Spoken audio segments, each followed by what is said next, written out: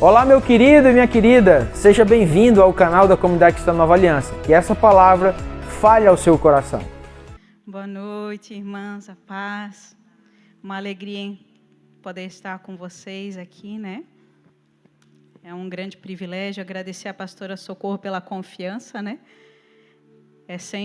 A gente sempre fica com bastante medo de entregar o púlpito, né, ou entregar o microfone na mão de uma outra pessoa. A gente tem bastante cuidado disso, porque às vezes uma palavra mal colocada pode, né, desfazer grandes coisas que a gente plantou durante muito tempo, né? Então eu agradeço pela vida da pastora Socorro. Como ela falou, eu me chamo Ana Lu, mas pode me chamar de Ana, tá? Eu não gosto de Ana Lu. Algumas meninas eu já conheço de longa data aqui, né? Já conhecem o meu nome, enfim. Né? E eu sou esposa do Sidney, Cid, mãe do Luiz Felipe.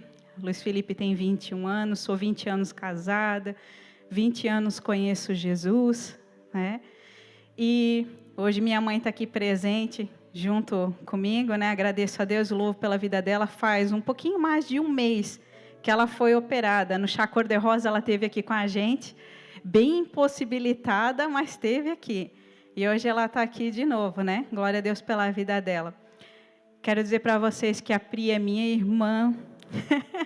Por que a Pri é minha irmã? Porque eu sou filha do Giovanni e da Beth, filha espiritual do Giovanni e da Beth. Então, eu posso dizer que a partir do momento que eu conheci eles, eu nasci de novo. Porque faz 20 anos que eu conheço Jesus. Mas eu posso dizer que faz 13 anos que ele transformou a minha vida. Então, foi na época que a gente se conheceu, né, Pri? E por isso que a Pri é minha irmã. Deus tem proporcionado grandes coisas, né, através do tempo que a gente passou juntas já. E creio que Ele vai fazer muito mais ainda. Não só na nossa vida, mas na vida de todas vocês que estão aqui nessa noite. Amém? Vou tomar um pouquinho de água, tá, gente? Então, como a gente sempre ouve falar, mulher é muito sentimental. E a gente é mesmo, né? Para falar bem a verdade, a gente é mesmo bastante sentimental. E hoje eu gostaria, a palavra que o Senhor ministrou ao meu coração, às vezes a gente espera, cria expectativa e geralmente é trazida uma palavra para os nossos corações como mulheres de referência bíblica. Mas hoje eu vou trazer uma palavra a respeito de um homem que não era tão referência assim, mas que pode sim ser para nós um exemplo daquilo que nós não devemos fazer. Então, hoje, se eu fosse colocar um título nessa mensagem, qual eu colocaria? E o título seria: Como andam os seus sentimentos? É uma pergunta. E durante muito tempo da minha vida, durante muitos anos, eu me identifiquei muito com esse homem. Por isso que eu falo para vocês que fazem 13 anos que Jesus mudou a minha vida, fez nova todas as coisas. Porque antes, durante 20 anos, né, de caminhada, eu só estava dentro da igreja. Isso pode, às vezes, ser uma história bem parecida com alguma de vocês aqui. Mas houve um momento em que chegou a redenção dos meus sentimentos, onde o Senhor me mostrou como eu estava e de que maneira eu precisava mudar. Então, hoje nós vamos falar sobre Absalão, filho do rei Davi. E como todas aqui, mas uma grande maioria já ouviu falar sobre o rei Davi, um homem segundo o coração de Deus. Por que segundo o coração de Deus? Pela velocidade que ele tinha de se arrepender das suas atitudes. Não que ele não errava, porque todos nós somos falhos, todos nós erramos, inclusive um homem segundo o coração de Deus. Ele teve o seu reinado muito permeado de muito escândalo, né, de muita luta, muita guerra, e não deixou de ser um homem segundo o coração de Deus. E a gente já vai entender, conforme a gente vai falando de Absalão, o porquê que Davi era um homem segundo o coração de Deus. Davi teve, segundo a palavra nos relata, Davi teve 7 esposas, 10 concubinas e muitos filhos. Imagina, com 7 esposas, 10 concubinas, era a força de filho, né? E dentre esses filhos dele, Absalão, Tamar e Amnon eram o nome dos seus 3 filhos, que a gente vai começar o relato, a história que o Senhor colocou no meu coração para a gente trazer hoje. A palavra nos diz que Tamar era uma moça muito bela e muito desejada, por ser muito bonita, formosa, enfim, chamava atenção. E Tamar começou a chamar a atenção de alguém que não deveria, não porque ela queria, mas porque era inevitável a sua formosura. E ela começou a chamar a atenção do seu irmão Amnon, seu meio-irmão Amnon. E Amnon começou a olhar para Tamar não com olhos de um irmão, mas com olhos de quem estava desejando uma mulher. E quando Amnon começou a ter esse tipo de desejo por Tamar, começou a alimentar isso dentro do seu coração, a palavra nos diz que ele começou a adoecer pelo sentimento que ele tinha por ela, por todo aquele desejo que ele tinha por ela. E um dia ele recebe a visita de um amigo dele, que vê o seu semblante abatido. E aqueles amigos da onça que de vez em quando a gente tem, ele diz: ei, eu tenho um plano, vou te ajudar a resolver o teu problema, para que tu não fique mais triste, abatido. Vamos fazer assim, tu te coloca de cama, faz de conta que tu estás doente, e assim que o teu pai vier te visitar, tu solicita ao teu pai que a tua irmã, Tamar, aquela quem tu deseja, venha cuidar de ti. E ele obedeceu o conselho do seu amigo e fez tudo conforme o amigo tinha dito para ele. E Davi, sim, como um pai cuidadoso, zeloso, sabia que o seu filho estava aparentemente doente, vou visitar o meu filho. E chegando lá, Amnon diz para Davi assim: ah, pai, estou tão abatido, é assim, para mim melhorar a minha situação de saúde, eu estou trazendo isso como se fosse o contexto dos dias de hoje, eu gostaria que a minha irmã viesse cuidar de mim, com segundas intenções, aconselhado por seu amigo.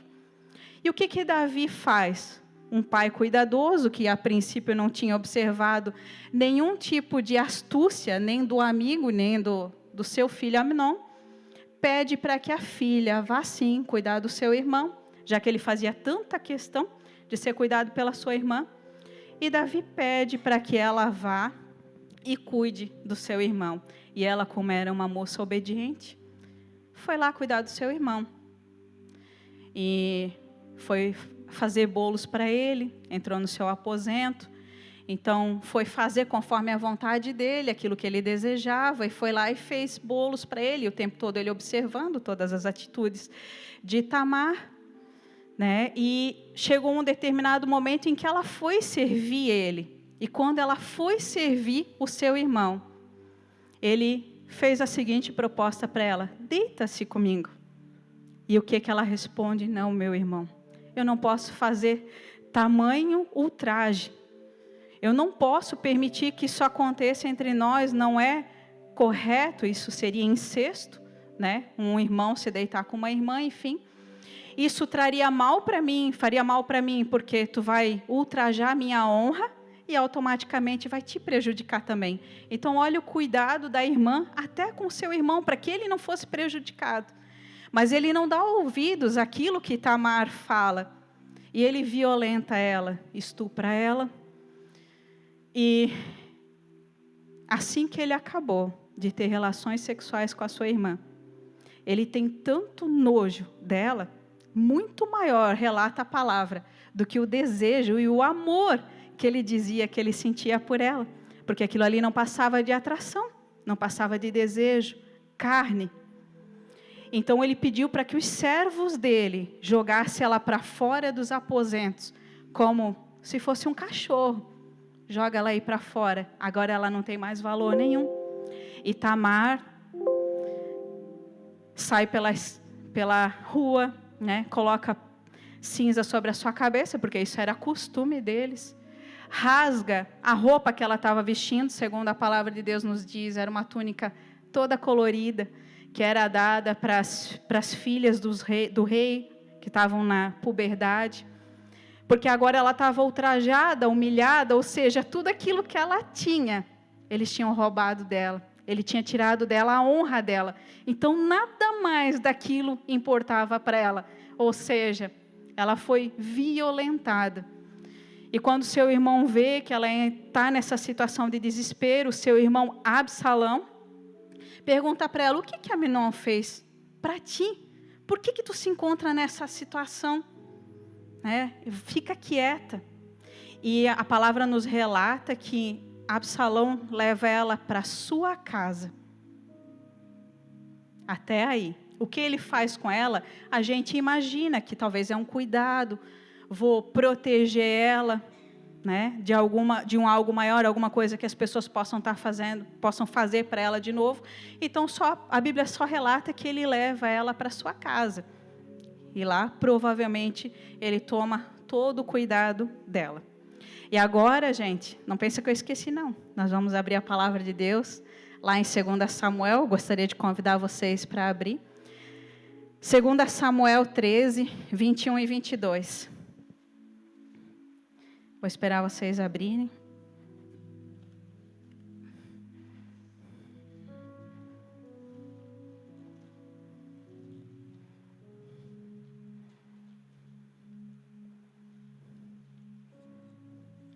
Amém? Então, depois de tudo isso que aconteceu com Tamar, a palavra nos relata, e é aí que nós vamos abrir agora a Bíblia, de que Davi, o seu pai, ficou sabendo exatamente tudo o que tinha acontecido com a sua filha, o que seu outro filho tinha feito. E a palavra nos diz assim, e essa é a palavra que nós vamos usar como referência hoje. Logo que o rei Davi tomou conhecimento de toda essa história, ficou profundamente indignado.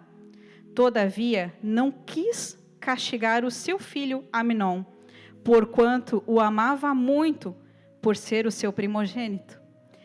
Quanto a Absalão, não falou mais com Amnon, porque Absalão estava revoltado, e grande quantidade de ódio fermentava em seu coração contra ele, por causa da violência covarde e humilhante que fizera contra sua irmã Tamar. Então, enquanto Davi fazia a vista grossa de tudo aquilo que tinha acontecido, ele era rei, ele deveria tomar uma providência. Se tratava de 3 filhos dele. Era necessário que pelo menos chamasse o seu filho, que fez tamanha infração contra a sua filha, tomasse alguma providência. E a palavra de Deus diz que ele ficou de mãos atadas. Pelo menos é assim que a gente entende. Mas Absalão, que encontrou ela assim que ela tinha sido violentada, naquela situação de desespero, naquela situação de humilhação, nutre dentro do seu coração um ódio, e não falou mais com Amnon, um ódio tamanho tal, que fervilhava, fermentava, crescia, cada vez mais dentro do coração de Absalão. E assim, meninas, o que eu queria que vocês entendessem, nós vamos dar umas paradas aqui, e da mesma maneira nos nossos sentimentos, quando a gente está com algum problema, alguma falta de perdão, alguma coisa que saiu do nosso controle, os nossos sentimentos, eles começam a dar sinais, e a gente sempre tem que ficar atento a esses sinais que estão acontecendo dentro do nosso coração. É só a gente parar para observar o que tem acontecido ao nosso redor. Diante de tal circunstância, qual é o sentimento que eu tenho? E diante dessa situação aqui, surge um primeiro alerta, tanto para Absalão quanto para nós. Porque eu quero que vocês entendam o quê? Em que momento da nossa vida nós podemos estar sendo Absalão? Porque é muito fácil a gente falar de um personagem bíblico. Mas quantas vezes nós que somos movidas por sentimentos, podemos chegar no mesmo nível de Absalão? Com sentimentos reprimidos, com sentimentos que não foram tratados, mas começam a dar sinais. Da mesma maneira, quando tu acessa lá o teu notebook, e de repente aparece que tu entra lá num canal, enfim, em qualquer lugar lá, e aparece alerta, vírus. Da mesma maneira, os nossos sentimentos, eles começam a nos dar sinais de alerta, se nós estivermos atentas e conectadas principalmente com Deus. E o primeiro sinal de alerta que a gente vê na vida de Absalão, E na vida, muitas vezes, nossa, é o quê? A revolta. Porque Absalão ficou revoltado diante do que o seu pai não tinha feito. Qualquer uma de nós ficaria. E isso tudo é normal. A gente se sentir injustiçada diante de algumas situações.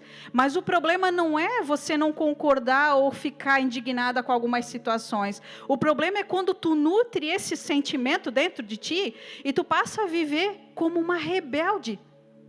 Diante de tanta revolta que aconteceu dentro do teu coração. E era exatamente essa circunstância que se encontrava Absalão.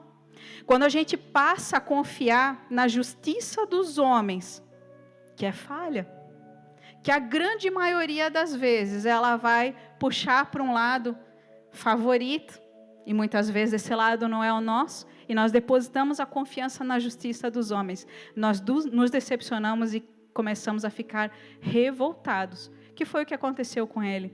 Ele acreditava na justiça de seu pai. Ora, afinal de contas, o seu pai era rei, era na mão dele que realmente tinha justiça, mas não foi feito nada. Quantas de nós passamos por situações deprimentes, por situações de desespero e não encontramos justiça ao nosso favor? Mas eu te digo, minha irmã, que aquele que é justo, que é o nosso Deus, Ele está lá no céu, olhando aqui para a terra e contemplando tudo que tem acontecido contigo. E Ele é o justo juiz. E no tempo certo, Ele vai entrar com a providência dEle. Não te preocupa, os homens falham, eu falho. Mas Deus, Ele não falha, nunca erra e nunca se engana. Esse é o nosso Deus, aleluia? E o que acontece agora com essa situação de Absalão? Ficou revoltado com seu irmão, levou Tamar para sua casa, passam-se 2 anos, e ele chega na presença do seu pai Davi, com a seguinte proposta: pai, o negócio é o seguinte, eu gostaria de fazer uma confraternização, eu gostaria de te convidar a ti, os teus altos oficiais, os teus homens de confiança e os meus irmãos, para que a gente passe um tempo junto, para que a gente venha ter uma confraternização. E Davi, como pai, como nós somos mães aqui, diz assim: não, meu filho, mas assim vai ser muito pesado financeiramente para ti, toda essa galera lá, né, tu sacrificar os teus animais, fazer essa festa toda, então vai ser muito pesado financeiramente para ti. Eu não acho legal a gente ir. Só que daí o que acontece? Absalão diz para o seu pai assim, entende a desculpa do seu pai, mas assim, é que assim, pai, ó, eu gostaria que Amnon tivesse nessa minha festa. Eu sei que tu não vai, os teus oficiais não vão, porque na verdade vai se tornar muito pesado. Mas Amnon, vocês se lembram quem é? O irmão abusador, que estuprou a sua irmã. E Absalão pega e diz para o pai: eu gostaria que Amnon estivesse lá nessa festa. E Davi, de certo, a Bíblia não fala, mas a gente consegue mais ou menos imaginar que Davi pensou assim: de certo ele quer fazer as pazes e viver em paz, porque o coração de pai e mãe é assim, né? Vai ver que os irmãos ali agora vão se entender e está tudo certo. Só que Davi, por precaução, manda aí os seus filhos junto com Amnon. E eles vão sim. Só que Absalão tinha preparado uma emboscada para Amnon. Porque vocês se lembram que passou 2 anos? 2 anos se passaram. Eu creio, gente, diante da circunstância que a gente vai vendo aqui, diante do que o texto discorre, que todos os dias esse homem pensava em uma maneira de matar o seu irmão, já que o seu pai não tinha feito justiça. Até o dia que ele esperou passar um tempo, baixar a poeira, mas colocar em prática aquilo que ele tanto desejava. E ele faz uma recomendação para os seus homens e diz assim: olha, a hora que Amnon estiver aqui, vocês embebedem ele e matem ele. E foi o que aconteceu. Então, todos os seus irmãos estavam ali, porém Absalão estava com o coração obstinado. Obstinado ao quê? A se vingar. a fazer justiça com as próprias mãos. E quantas vezes nós somos assim, mulheres? Quantas vezes? Nós somos sentimentos. Ninguém fez nada por mim, então vou dar meu jeitinho. Confiando naquilo que nós podemos fazer. E a palavra nos diz que ele manda matar o seu irmão, sim. E quantas vezes nós, vou dar um exemplo bem banal assim. Por exemplo, uma mulher termina com seu namorado, ou seu namorado termina com ela. Para me vingar dele, hoje eu vou ficar com cara diferente. Só para fazer provocação para ele ver como eu não dependo dele. Vai lá e se vinga da outra pessoa e faz questão de postar na rede social. E daí vem um comentário, sim, mas já trocasse de namorado, já trocasse de marido, enfim. E a pessoa começa a fugir daqueles comentários, porque quando nós vamos tentar fazer justiça com as nossas próprias mãos e nos vingar, depois que a gente completa aquilo que realmente tinha de desejo no nosso coração, a gente entra em rotas de fuga, porque não resolveu o nosso problema, muito pelo contrário, causou outro.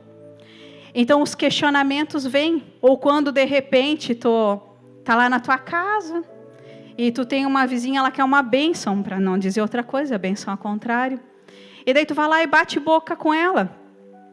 E daí tu diz assim, não, agora eu não consigo mais viver nesse lugar, eu não consigo mais viver nesse bairro, porque tu se comparou e foi se vingar dela. E daí tu diz assim, eu preciso mudar de bairro, porque eu não suporto mais nem olhar para a cara dessa mulher. E entra numa rota de fuga. Então é assim que acontece nas nossas vidas, quando a gente vai se vingar da outra pessoa, depois é natural que a gente vá fugir dessa situação. Ou não, né? Então, aqui a gente vai vendo a situação de Absalão. Quando ele mata o seu irmão, aparentemente ele ficou satisfeito. Será? A palavra nos diz que o pai dele ficou muito bravo, porque ele tinha feito ele de bobo, vamos usar nesse termo. Tinha iludido Davi a deixar os seus filhos irem até ele em forma de confraternização. E ele tinha feito o quê? Se vingado e tinha matado tinha matado Amnon. Então Davi fica muito irado e ele vai viver como um fugitivo. Eu acabei de falar agora, rotas de fuga. E a palavra nos relata que durante 3 anos ele viveu como fugitivo em Jesur. Jesur era a cidade de onde era sua mãe. E durante esse tempo ele viveu lá nesse lugar. Então, fica um segundo alerta para nós aqui. Sempre que nós quisermos nos vingar, até parece que vai trazer um alívio para aquele momento, mas depois acaba nos levando para algumas rotas de fuga, porque nós não conseguimos suportar aquilo ali. O peso da nossa atitude, o peso daquilo que a gente fez de errado. Então, da mesma maneira aconteceu com Absalão. Por causa do seu desejo de vingança, agora ele virou fugitivo, teve que sair da presença do seu pai. E a palavra nos diz que passados esses 3 anos, vejam só que eu falei até agora, tudo tempos.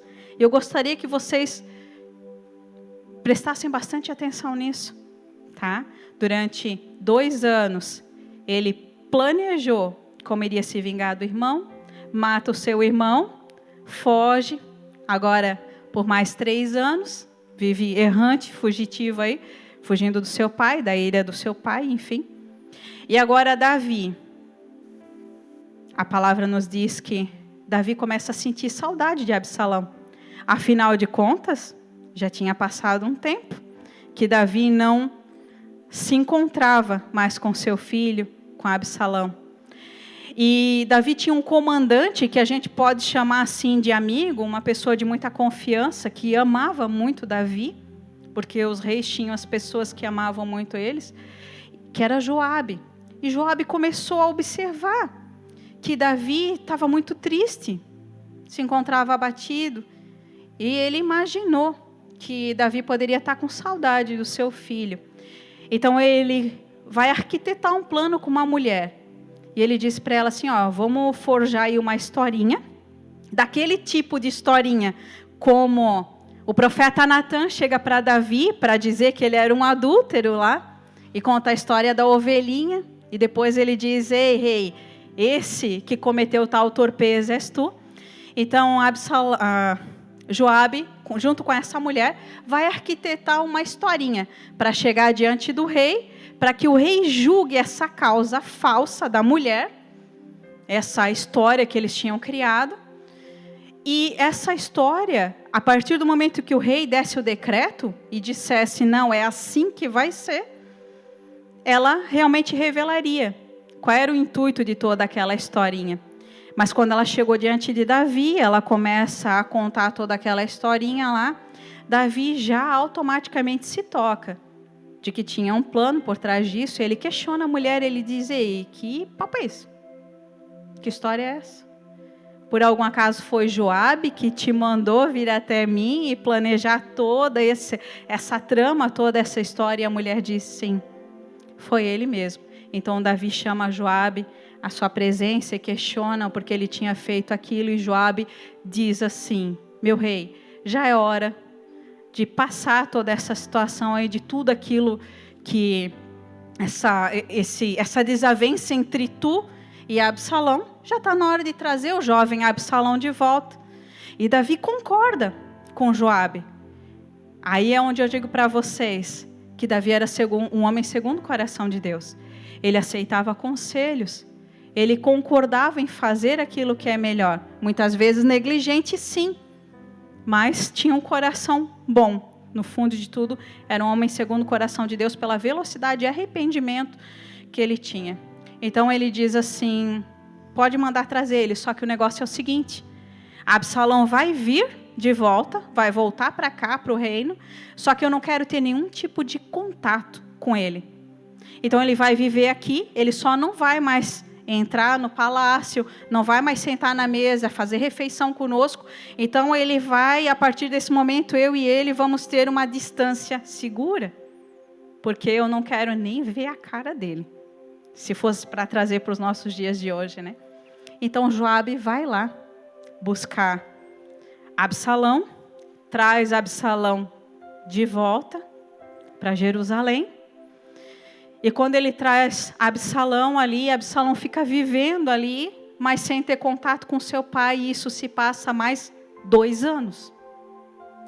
Mas um dia Absalão, muito revoltado, como ele já era, a gente observa até agora pela trajetória que nós falamos dele, ele diz assim: não está certo esse negócio não, eu quero falar com meu pai, eu quero solicitar a presença do rei, eu quero comparecer diante do meu pai. E daí ele manda chamar Joabe, que era aquele que trouxe ele de volta, o amigo do rei, aquele que sabia que o rei estava triste porque o seu filho estava distante dele. Eu quero falar com Joabe. E ele manda chamar Joabe uma primeira vez, Joabe não vem. E ele manda chamar Joabe uma segunda vez. Quem está chamando é Absalão. Vocês estão ligadas? Então tá. Absalão manda chamar Joabe uma vez, manda chamar Joabe pela segunda vez, Joabe não aparece. E daí Absalão, com todo aquele amor e carinho que ele tinha, que a gente entende aqui, ele diz assim: tá aí, eu tive uma ideia. Sabe o que eu vou fazer? O campo de Joabe é do lado do meu campo. Sabe o que eu vou fazer? Eu vou mandar tacar fogo no campo dele. Porque se eu mandar tacar fogo no campo dele, ele vai vir tirar satisfação comigo. Então, a hora que ele vier tirar satisfação comigo, aquilo que eu queria que ele fizesse por mim, que era arrumar uma maneira de eu chegar diante do meu pai, eu vou poder falar para ele. É interessante, sabe? Eu fiquei pensando assim, como é a mente humana, gente. Prejudicar o outro para que ele tenha acesso àquilo que ele quer. Na verdade, ele estava vivendo um momento de indiferença, um momento de rejeição por causa da atitude dele. E sabe o que é mais interessante, gente? Que isso é um terceiro alerta para nós. A pessoa que ela sofre rejeição, ela tenta chamar a atenção, de que maneira for. Não interessa as consequências. Ela vai chamar a atenção, sim. Ela não mede aquilo que ela vai fazer. Por exemplo, eu vou dar um exemplo bem engraçado agora para vocês. A Pri tem um monte de guardanapo. E eu amo aqueles guardanapos da Pri, que é um de cada cor, um de cada jeito lá e tal. E daí vamos fazer de conta assim, que eu chegasse e dissesse assim, Pri, me empresta teu guardanapo? E daí a Pri dissesse, não me respondesse nada. Aí uma segunda vez eu dissesse, Pri, tu empresta teus guardanapos? A Pri não me respondesse nada. Aí de repente um dia a Pri não está em casa, eu vou lá e taco fogo nas roupas do varal da Pri. E alguma vizinha vê que chegou um Sentra lá, branco, e vê eu descer, porque eu acho que tem vizinha tua que vai aqui na igreja, não tem? Então a vizinha da Pri vê lá que eu estava lá e vai dizer assim, ei, quem foi tocar fogo lá no teu varal foi a Ana Lu? E daí a Pri chega lá na minha casa e diz assim, por que tu fez isso? Aí eu vou dizer, sabe o que é, Pri? É que eu precisava ter os guardanapos emprestados. É mais ou menos assim. É uma coisa ilógica, gente. Então, da onde uma pessoa prejudica o campo da outra para poder ter o acesso a ela para chegar no objetivo final que ela quer? Existe sim. E está muito cheio de gente assim, gente. Pessoas com sentimento de rejeição, que não mede esforço para chegar onde quer e passar em cima de qualquer pessoa. Então, fica um alerta para cada uma de nós, para cuidar com os nossos sentimentos. E o que acontece? Ele taca fogo lá e não deu outra. A Joabe aparece lá para ter uma conversa com ele. Ele diz assim, sabe o que era brincadeirinha, Joabe? É que assim, eu queria tanto que tu me arrumasse um tempo ali com o meu pai, e assim, eu te solicitei uma vez, te solicitei duas, e mandei os meus homens aí tocar fogo no teu campo, e olha só, tu estás aqui. Então vamos conversar, Joabe. Vamos conversar agora. É assim, eu queria que tu chegasse para o meu pai, que tu marcasse um momento para que eu conseguisse me aproximar do meu pai. E se ele me aceitar e me perdoar, amém. Ou então ele que manda me matar. Esse era o sentimento de Absalão. Ou tudo ou nada. Chega. E quando Joabe chega para Davi e fala tudo, né? Tipo assim, que Absalão gostaria, na verdade, de ter um encontro com seu pai de novo. Davi recebe ele sim, o abraça e o beija. Afinal de contas, já fazia 5 anos que Davi e Absalão não se encontravam. Porque 3 anos ele andou fugitivo e agora ele estava 2 anos junto com o pai, mas separado, porque o pai não aceitava a sua presença. Então, quando Davi viu seu filho, abraçou e beijou ele, puxou para perto. Porque isso é um sentimento de um pai, trazer o filho para perto. Só que, para Davi, estava tudo resolvido. Mas para Absalão, como é que estava? Não estava, não. E a palavra nos relata que a partir daquele momento, Absalão começa a tramar como ele iria fazer para usurpar o trono do seu pai. Porque ele estava indignado, lembra? Desde o início, quando a irmã foi estuprada, até agora todo sentimento de revolta. E agora fica um quarto alerta para nós. Qual é esse quarto alerta? A conspiração. Que foi o que Absalão começou a fazer agora. Começou a tramar contra o seu pai. Seu pai tinha recebido ele de novo, tinha perdoado ele, aparentemente estava tudo resolvido. Mas quem conhece o coração do homem? Aquilo que aparentemente está resolvido, será que está? Fica essa pergunta. Está resolvido? Aquilo que aparentemente a gente demonstra do lado de fora é como se encontra o nosso lado de dentro? Acho que não, né? É o que, pelo menos, a palavra nos relata a respeito de Absalão. E ele se colocava na estrada, e cada pessoa que chegava com uma causa para ser julgada pelo rei, ele parava a pessoa antes e dizia assim para as pessoas que iam chegar diante do rei. Sabe o que é? É que assim, o rei não julga com justiça, não. Mas se por algum acaso eu fosse governante de vocês, eu iria julgar com justiça. E junto com isso, ele tinha atitudes de compaixão pelas pessoas ou de aproximação. Ele puxava as pessoas para perto dele e abraçava as pessoas. Ou seja, eu não só vou ser justo, como eu vou ser também amoroso com vocês. E durante 4 anos, a Bíblia relata que ele fazia isso. Vocês imaginam, gente, é assim, para o rei receber as pessoas, imagina um povo numeroso, que era o povo de Israel. Então ele precisava de um tempo para conspirar isso. E se passou 4 anos esse tempo da conspiração, e parece que quando a gente lê o relato bíblico aqui, que a gente não se atenta para tempo, parece que ia de uma página para outra, 5 minutos de leitura. 4 anos. Então, durante 4 anos, ele foi minando o coração do povo e ganhando. A Bíblia nos diz que ele seduzia as pessoas a ficarem do seu lado. Então, qual é o alerta que eu falei para vocês? A conspiração. A partir do momento, mulheres, que nós tivermos que denegrir a imagem de outra pessoa, ou tivermos que nos passar por boazinhas e dizer que o outro é errado para ter pessoas do nosso lado, é um alerta. Porque as pessoas precisam ficar perto de nós por aquilo que nós somos. Elas identificam, elas te olham e elas dizem: ei, a Gleice, olha só que bênção. Eu vou ficar perto dela porque eu quero aprender a ministrar que nem ela. Uma mulher usada por Deus.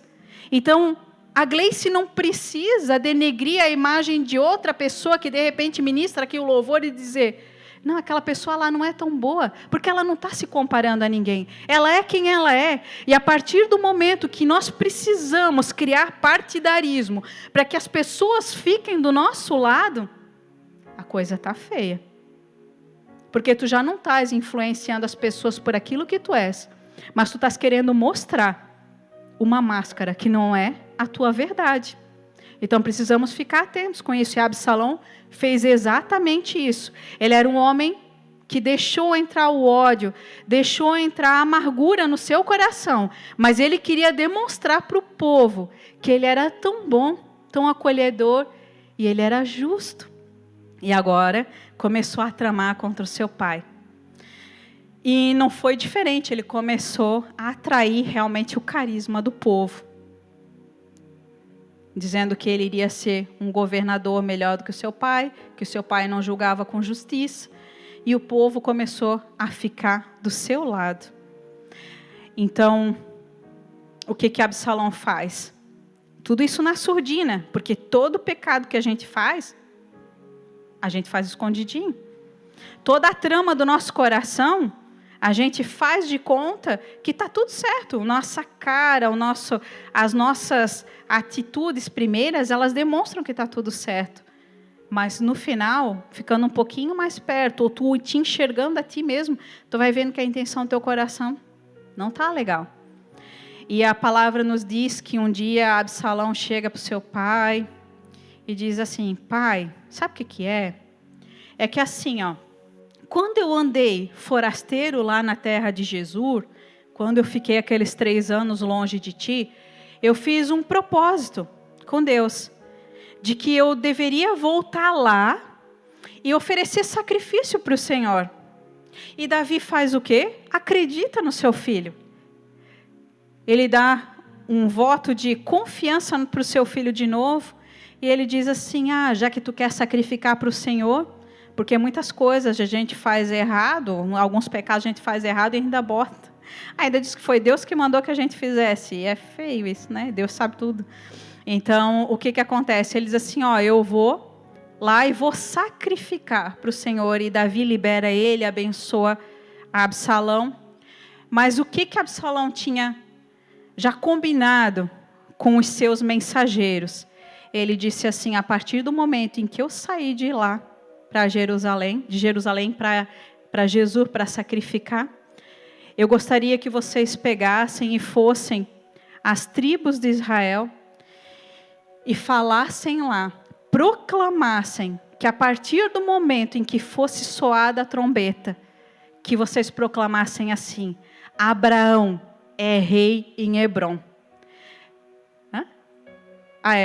Isso aí, Absalão, isso aí, Pri. Viu como ela é minha irmã? Ela me ajuda. Nem sei de onde eu tirei Abraão. Absalão é rei em Hebrom. Então, o que acontece? Foi exatamente como ele tinha planejado que foi feito. Então, os seus mensageiros levaram toda essa informação. Enquanto ele estava longe de Jerusalém, foi proclamado rei. Então, a palavra nos diz que foi tocado a trombeta e um falava para o outro, proclamava: Absalão é rei em Hebrom. Absalão é rei em Hebrom. E ele foi proclamado rei. Não por merecimento, mas ele se proclamou rei sobre o povo agora. Eu acho engraçado quando chegou nessa parte aqui da leitura, do estudo, eu me lembro... Quem é que já viu o filme do Madagascar? Ai, bem pouquinho, vocês estão tímidas. Eu gosto de filme de desenho, né? Eu tenho um filho de 21 anos, mas eu amo filme de desenho. Não posso nem dizer que é ele que gosta de assistir, porque é eu, né? Então, eu acho engraçado quando o rei Julian vai se apresentar lá para o povo, ele diz assim: eu, rei Julian, autoproclamado rei dos Lêmures, lembra isso? Ele mesmo se proclamou rei dos Lêmures, o rei Julian. Da mesma maneira, Absalão forjou tudo para que ele fosse proclamado rei. E foi exatamente essa informação que o mensageiro levou para Davi, o seu pai. E disse: ei, Absalão conquistou o coração dos homens. E agora o que acontece? Quando mudava o reinado, quando um rei assumia o trono do outro, levava o povo cativo, enfim, o costume deles era matar a sua descendência. Matar o rei que tinha, ou matar a sua descendência, para que não pudesse se levantar nenhum tipo de revolta ali, nenhum tipo de motim do pessoal partidário do outro rei. Então, o que Davi pensou? Vou fugir. Todo mundo... Absalão ganhou o coração do povo. O que eu preciso fazer? Para que a minha família não pereça, eu preciso fugir daqui. E foi o que Davi fez. A Bíblia diz que ele fugiu a pé. E levou a sua família junto com ele. E levou alguns dos seus oficiais, ou seja, aqueles que estavam do lado de Davi, foram nessa trajetória e fugiram junto com Davi.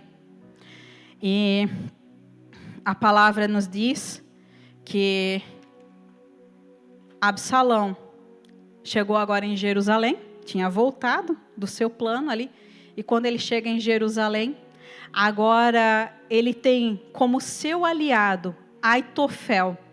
Quem era Aitofel? Era o conselheiro de Davi. Era um Judas da época de Davi. Agora tinha ficado do lado do seu filho Absalão. E agora ele era a pessoa de maior confiança de Absalão. Aquele que era de Davi, o conselheiro de Davi, agora era conselheiro de Absalão. E Absalão diz assim para Aitofel: então é assim, ó, o que tu acha que eu devo fazer? Assim que eu entrar na cidade, assim que eu assumir o meu trono, o meu posto, o que eu devo fazer? E a palavra nos diz que Aitofel disse: olha, teu pai fugiu, levou as mulheres, levou os oficiais, mas ficaram 10 concubinas dele lá. Lembra que eu falei no começo que ele tinha 7 mulheres e 10 concubinas? As 10 concubinas ficaram lá para cuidar do palácio. Assim, ó, uma ideia que eu vou te dar. Tu deverias deitar com as concubinas do teu pai. Chega lá e tenha relações sexuais com elas, porque assim o povo vai entender de que tu te tornasse odioso de teu pai. Ou seja, não existe nenhuma hipótese de vocês se aliarem de novo, de vocês se tornarem parceiros, enfim. E foi exatamente o que Absalão fez. A palavra nos diz que ele montou uma tenda no terraço do palácio e se deitou com as concubinas do seu pai. Quem eram as concubinas? Eram mulheres também, não eram esposas, mas eram mulheres do seu pai. E ele deitou lá com elas, teve relação sexual com elas, à vista de todo o povo. A Bíblia nos diz isso. Então, literalmente, ele entrou com tudo e chegou para avacalhar. Segundo as ordens de Aitofel, que era o seu conselheiro. Então, para que não haja nenhuma oportunidade de volta, então já chega e já faça isso. E sabe, gente, que tudo isso, o que aconteceu de ele se deitar lá no terraço com as concubinas, Era aquilo que Deus tinha decretado contra a vida de Davi quando ele se deitou com Batseba. Então Deus tinha dito para ele assim, ó, aquilo que tu fizesse escondido, um dos teus descendentes vai fazer à luz do dia, para que todos vejam. Quando Davi foi adúltero, pegou a mulher de Urias e se deitou com ela, pensou que tinha feito tudo escondido. Mas Deus tinha lançado uma palavra. Mas Davi tinha muitos filhos. Por que não caiu sobre o outro filho? Porque Absalão era muito mau. Muito mal. E para ele, aquilo vestiu como se fosse uma luva. Aquilo que foi proclamado para Davi, aquela maldição que Deus tinha determinado sobre a vida de Davi, vestiu bem certinho, como uma camisa que a gente vai lá e veste antes de vir para o culto. E nossa, que maravilha, deu certinho. Porque ele era mau. Então, se achou nele a oportunidade de se cumprir a profecia que tinha sido dada. Então ele se deita com as mulheres do seu pai no terraço e todo mundo vê tudo aquilo que tinha acontecido. Mas ele não tinha só Aitofel como seu conselheiro. Ele tinha um outro conselheiro também que disse assim, olha, sabe o que é mais? Eu acho assim, ó, que tu deverias perseguir o teu pai junto com a sua caravana toda e deveria matar o teu pai. Porque assim, ó, Davi, ele é um homem muito valente. As pessoas que partiram com ele, eles são como leões. Davi era um homem experimentado de guerra. A qualquer momento, Davi poderia vir, porque eles eram homens excelentes na guerra, e poderia conquistar o seu espaço de novo. Então esse outro conselheiro dele disse, olha, eu de ti eu ia lá e eu acabava com o mal pela raiz. Eu matava Davi. E Absalão faz o quê? Absalão parte ao encalço do seu pai, Davi, para matar ele. E diante daquilo que a gente tinha falado antes, fica um quinto alerta. Porque agora eu já vou mudar para o sexto.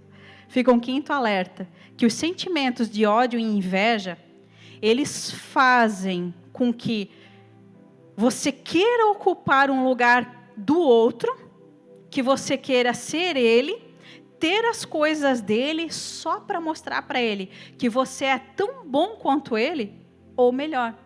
E era exatamente esse sentimento que permeava agora, nessa etapa, o coração de Absalão. Querer mostrar que ele era tão bom quanto o pai dele, ou melhor.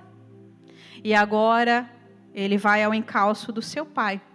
E a palavra nos diz que quando Davi soube que Absalão agora, porque Davi tinha os seus informantes, tinha ficado pessoas que se passaram por alguém que estava do lado de Absalão, lá no reinado de Davi, lá em Jerusalém, que agora viraram informantes de Davi. Então Davi tinha os seus homens de confiança, lá dentro mesmo do palácio. Então chegou agora aos ouvidos de Davi que Absalão vinha contra ele. Davi fez o quê? Davi disse assim, olha, vamos dividir o nosso povo aqui, os homens de guerra, que lembram que eu falei que eles lutavam como leões, homens muito fortes e valentes, vamos dividir ele em 3 companhias, 3 grandes companhias, e vamos ficar preparados, porque quando o exército de Israel, que é muito numeroso, vier contra nós, a gente já tem o nosso exército também. Mesmo que a gente esteja fugindo, mas nós temos que estar preparado para quando Absalão vier ao nosso encalço.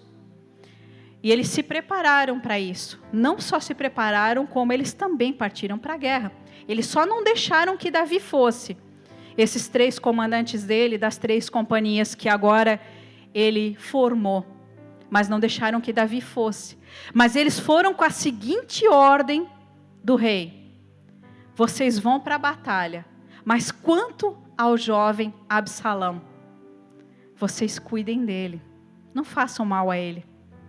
Olha só, um filho que tinha matado outro filho, que tinha usurpado o trono dele, tinha feito ele sair como fugitivo, enganado, mentido. Davi disse, ei, ao jovem Absalão, tenham cuidado dele, não façam mal a ele. Preocupado com o seu filho. Qualquer outro diria assim, ó, mata, porque se ficar o bicho pega, se correr o bicho come, ou é eu ou é ele. Então Davi diz, não, quanto a ele vocês não toquem. Mas a Bíblia diz que Absalão saiu para a batalha também, montado na sua mula. E quando ele vinha apressadamente, ele passou embaixo dos galhos de uma grande árvore. E quando ele passa por baixo dos galhos dessa grande árvore, ele fica com o pescoço trancado. Ele que tinha a obstinação dele, a decisão dele era matar o seu pai, e ele estava cego com aquilo que ele queria fazer. Ele talvez nem enxergou que tinha um galho de árvore ali, ou enfim, a mula estava tão rápido que ficou com o pescoço trancado ali. Ou seja, ele não conseguia mais sair daquele lugar. E um dos homens do exército de Davi chega para Joabe e diz para Joabe assim, Absalão está preso lá numa árvore. E Joabe diz para ele, tu matou ele? Não, não matei não. Até mesmo porque nem que me pagasse, eu mataria Absalão. E tem mais uma, Davi mandou cuidar do filho dele. Tu acha que eu vou matar ele? E o que o rei vai fazer comigo? Se eu matar o filho dele que ele pediu para que nós cuidássemos do filho dele. E Joabe sai e diz assim, eu não vou mais perder tempo contigo. Fala para esse homem. E vai lá, encontra ainda Absalão pendurado na árvore pelo pescoço, vivo. E o próprio Joabe enfia 3 lanças no peito dele.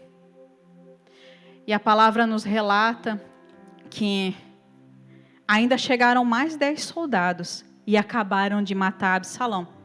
Eu não sei se tinha mais como acabar de matar ele. Mas a Bíblia fala, e é isso que eu estou relatando para vocês, né? Não sei, não entendi. Mas tinha 3 lanças, né? Enfiadas no peito de Absalão. Ou ele era muito ruim, que não morria, eu não sei, né? Mas é o relato bíblico. Então, o que eles fizeram com o corpo de Absalão? Aí ele morreu, depois de mais os 10 soldados chegar e matar ele. O corpo dele foi jogado em uma grande fossa no meio da mata. E ali ergueram sobre ele um monte de pedras. Esse foi o fim de Absalão.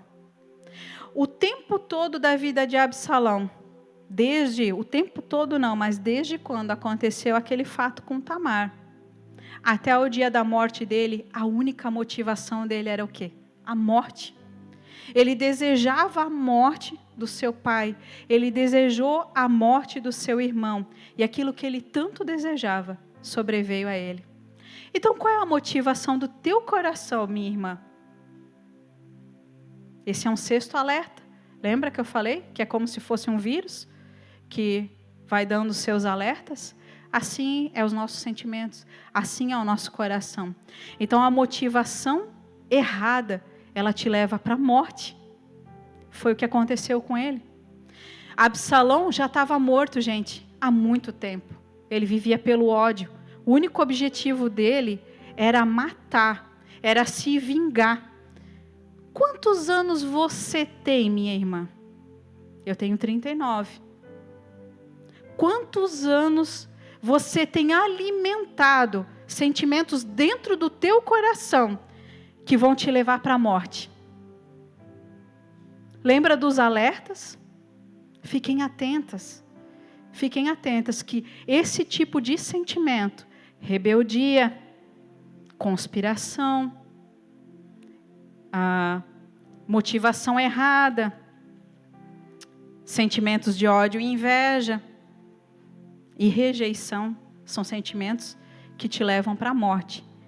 Em nenhum momento aqui, do relato bíblico, e vocês podem ver a história dele, porque a gente tem que dar um pulo muito grande aqui, mas tem muitos relatos importantes ali que não cabem no tempo que a gente tem aqui. Então a gente precisa pegar os fatos mais importantes para poder trazer, para poder estar ministrando a palavra, né? Então, qual é o momento em que vocês ouviram aqui, diante desse discurso, falando sobre Absalão, que houve algum momento a palavra arrependimento? Em nenhum momento. diante de todo o estudo que eu fiz, diante de tudo aquilo que eu li, vários e vários capítulos, em nenhum momento existia a palavra arrependimento. E sabe, amadas, para a gente alcançar o perdão, para a gente mudar aquilo que a gente tem vivido, os sentimentos errados, nós precisamos saber quais são e precisamos nos arrepender desses sentimentos errados ou das nossas atitudes erradas. Joabe, que foi o mesmo que levou Absalão de novo para Jerusalém, para perto do seu pai, foi o mesmo que matou Absalão. Ou seja, quantas vezes você tem levado coisas para dentro do teu reino, para dentro da tua casa, que só vão te trazer dor de cabeça? Qual foi o momento aqui, diante daquilo que eu falei, que Absalão chegou para Joabe e disse assim, ô Joabe, eu estou arrependido, eu quero me encontrar com meu pai, me leva para lá. Não, Joabe tem aquela história aí, um dito popular que diz assim, que de boa intenção o inferno está cheio. Então, Joabe, vendo que Davi estava triste, pensou, então para acabar com a tristeza dele, eu vou levar Absalão de volta lá para ele, achando que estava fazendo uma coisa boa.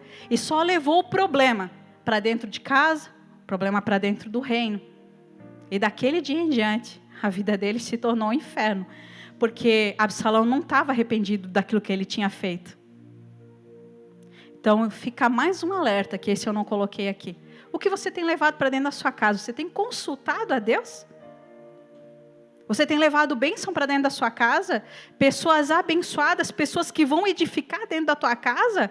Ou vocês têm levado o Absalão também para dentro da tua casa? Aquele que vai causar todo um conflito dentro da tua casa. Então, ficou mais um alerta que não estava aqui, mas fica para nós. Amém, mulheres? Mari. Então, assim, meninas, essa é a palavra que o Senhor trouxe ao meu coração. E eu falo isso para vocês, gente, hoje, com a liberdade que o Senhor me trouxe há 13 anos atrás. Não foi o primeiro amor em Jesus, não foi nada disso. Foi a liberdade que o Senhor me deu, quando Ele fez eu enxergar quem eu era, e que eu pude me arrepender, porque eu fui confrontada, e que eu consegui enxergar o que eu era. Eu estava indo para o inferno, dentro da igreja, como Absalão, perdido nos seus sentimentos, mesmo quando tudo parecia que estava bem. Então, que cada uma de nós possa fazer a reflexão, olhar para dentro de si, né? Eu gostaria de, enquanto a Mari estivesse tocando a música dela, eu gostaria que vocês prestassem bastante atenção, é uma música nova, a Mari é compositora, e essa música dela está nas plataformas digitais. Eu até gostaria que vocês estivessem lá colocando o seu like, compartilhando, só dá uma segurada, tá, Mari? Colocando seu like lá, compartilhando. Deus deu esse dom para ela. E eu gostaria que vocês, minhas irmãs, olhassem para dentro de vocês mesmos e vissem se não está acendendo aquele pontinho de interrogação. Quando o nosso celular toca e, de repente, alguém desliga na nossa cara e diz assim, é um anúncio, pode ser spam. Será que esse ponto de interrogação vermelho não tem acendido dentro de você? Então, faça uma reflexão enquanto a Mari canta esse louvor. Olhe para dentro de você mesmo e veja se não existe nada de Absalão dentro de você. Amém? Maravilha do céu, que essa palavra esteja firmado no seu coração e que a partir de agora, então, você faça dela resplandecer dentro do seu coração. Um beijo, Deus te abençoe e siga o nosso canal para mais conteúdos para abençoar a sua vida, sua casa e toda a sua família.